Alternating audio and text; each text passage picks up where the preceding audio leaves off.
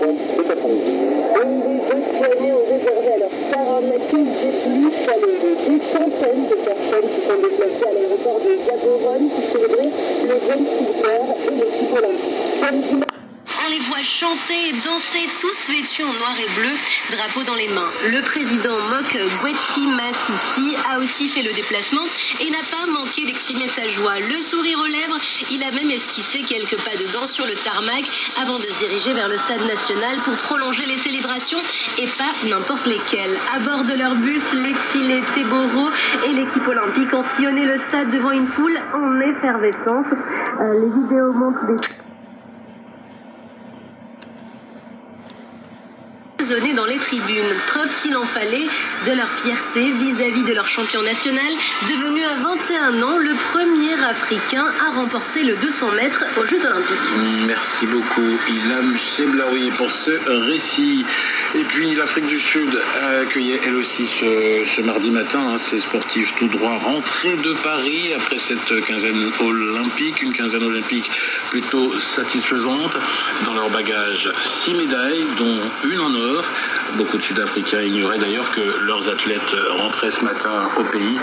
Mais une foule s'est quand même rassemblée à l'aéroport de Johannesburg pour leur faire la fête. Accueil triomphal donc ce mardi matin aussi pour les athlètes sud-africains. Il est 21h et bientôt 40 minutes ici à Paris. C'est la fin de cette édition. Je vous souhaite une excellente soirée à l'écoute de Radio France Internationale.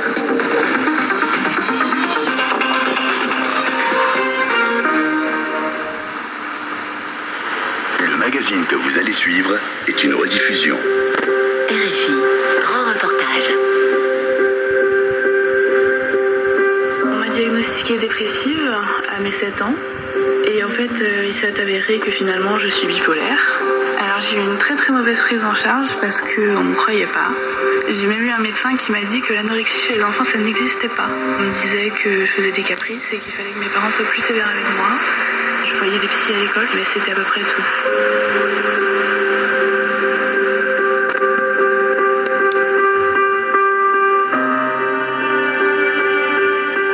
C'est devenu un fait de société, en France, ailleurs aussi. Les jeunes vont mal, la santé mentale se dégrade, avec notamment des dépressions de plus en plus tôt.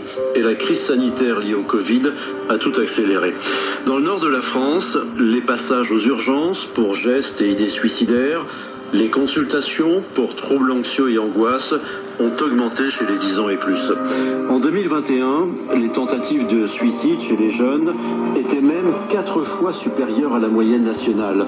Une dégradation de la santé mentale qui se heurte à une autre dégradation, celle du secteur psychiatrique en crise depuis plusieurs années. Santé mentale des jeunes, les difficultés de la prise en charge, c'est un grand reportage de Lise Verbeek. Je peux vous parler 2 minutes? À quel âge toi? Depuis le Covid, Nordine Lagragui a vu la santé mentale des jeunes se dégrader. Angoisse, anxiété, repli sur soi, l'éducateur de rue le constate tous les jours sur son secteur, dans la ville de Arnes, une cité minière du Pas-de-Calais entourée de terrils. Il travaille pour l'association de prévention spécialisée Avenir des Cités. Voilà, on a en fait un trajet où on sait qu'il y a des lieux importants de regroupement, où on sait qu'on va croiser des jeunes et des moins jeunes. En sachant que vu qu'il pleut, on va pas croiser grand monde. Comme tous les jours, il arpente le quartier quelques heures avec Célia Mungari, une psychologue de rue recrutée par l'association il y a 1 an. L'adolescence est une période déjà où il y a plein de choses qui se